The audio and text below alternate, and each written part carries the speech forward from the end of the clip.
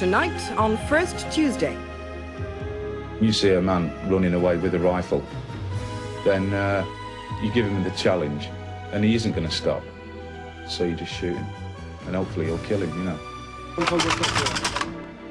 Northern Ireland's untold story. After 20 years of the Troubles, British soldiers speak out.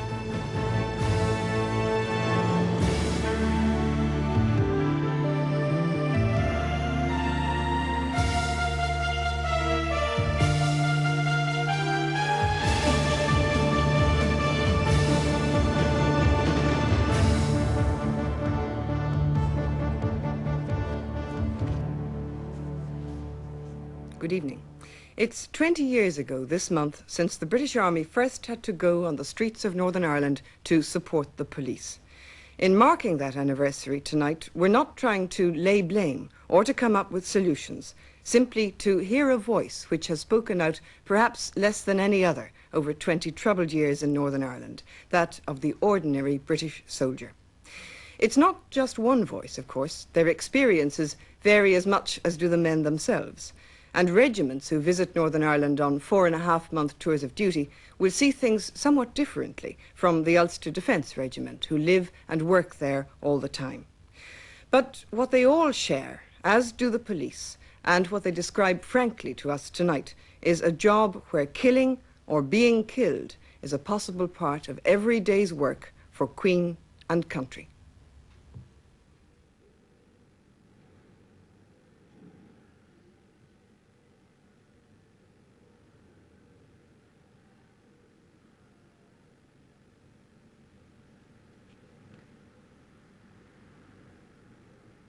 Where you going, eh? Work's done. The pen is dead and the evil spell's been lifted. Years ago, I promised myself a long vacation. It's time to collect. Why don't you go on over to China, visit the motherland? Well, China's in the heart, Jack. Wherever I go, she's with me. There are 10,000 British troops on active service in Northern Ireland.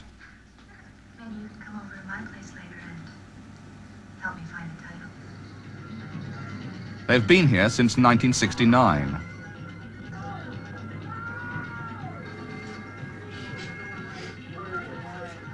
You've read the stories, you've seen the books, you know, you're now in the reality of what's actually been happening for the last 20 years.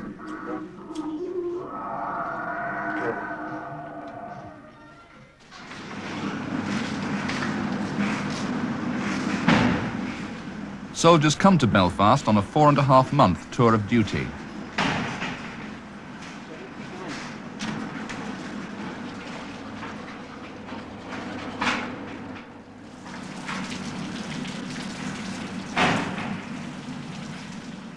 You get told a lot of bull, basically, when you join. Just, I suppose it's their job, really. You get led to believe that it's a good life, so you think, yeah, that's a life for me.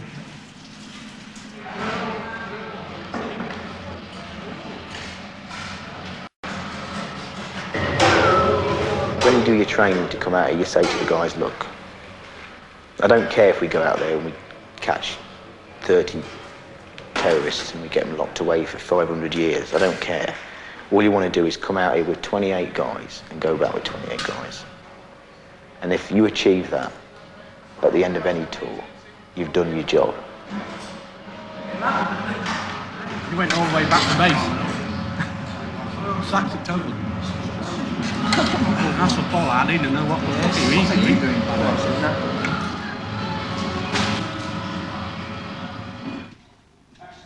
Up to 6 times in every 24 hours, soldiers are briefed for patrols on the streets of Belfast. Friendly forces, 1 search team, yourself, call sign Echo 41. 1 dog, there he is, Matt, got the good one this time. Echo 0 Alpha and Echo 0 Foxtrot will be on the ground. The cordon, which will consist of Echo 70 Bravo, Sergeant Barmer. Okay, and he is moving out into position now.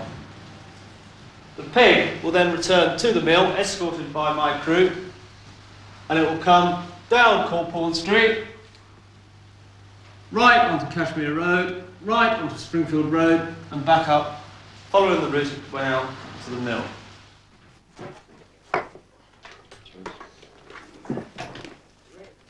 very quiet before you go out on patrol. I always noticed that. All troops out home in patrol, a few of them were quiet. I think they was preparing themselves.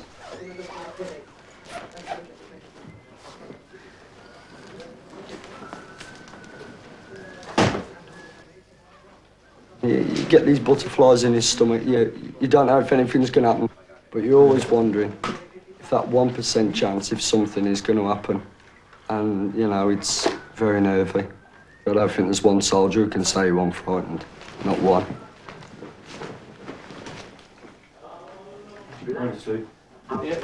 I'm off, Richie. I'll see you later. There's only one person I know who did crack up in our regiment and he had to be sent home. But that's what it does do to you. 9 times out of 10 the troops can take it. You know, you've got to, that is your job, and that's what you're paid to do. But it depends how strong you are inside. You know, you've got to be strong. If you're not strong, you won't do it. You'll just crack up.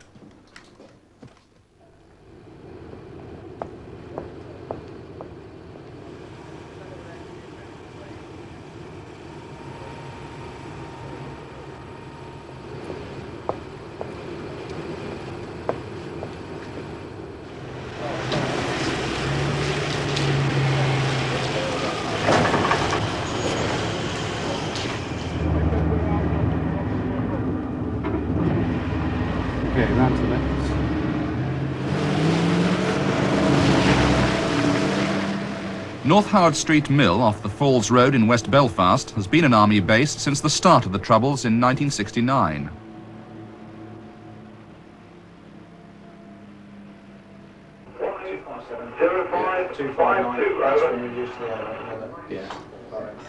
Echoes there, Roger. Spell last name of her.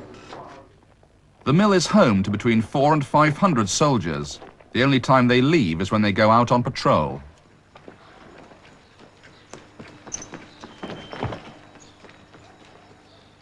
You're very vulnerable when you leave any sort of police station or army camp. So the guys will always leave it running. And if you like, they bomb burst. And it's a bit of a nerve-wracking time, actually. Entry and exit from any place. That's when the guys are at their sort of the tightest.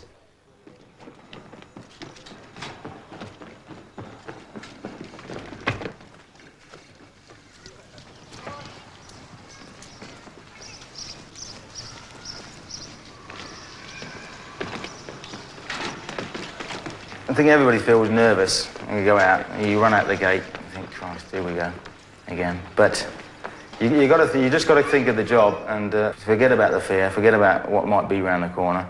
Let's just crack on with the job. When it happens, you just have to deal with it when it happens. And that's the only way to look at it, really, I see.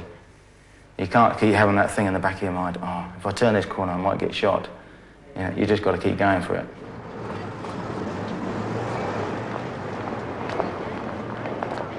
When you do your training, you expect to come to a place where you expect to walk out and see civilians walking around with guns and packets and bombs and that. But it's not, it's a booming town. So when you're out on patrol, what you're seeing is probably 90% of what you would see if you was walking down the high street of your hometown. But it's the 10% of the people there, you're looking for known faces, what they're doing, where they've been, where they're going.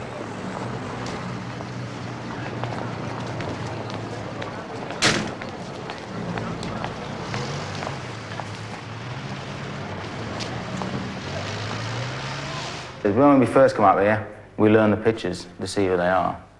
And then the first time we hit the streets as a new unit, you go up and you say, hello, Bob. And he just, how does he know my name? I've got to keep clear now, they all know me. So that's just one small deterrent. And then every time you see them, approach them, don't ask them their name, tell them their name, you know. And he still knows me. So he'd be a bit more wary if someone says, look, I want you to take part in this area. It's just, oh, I'm too well known up there, I can't. So that's a small deterrent.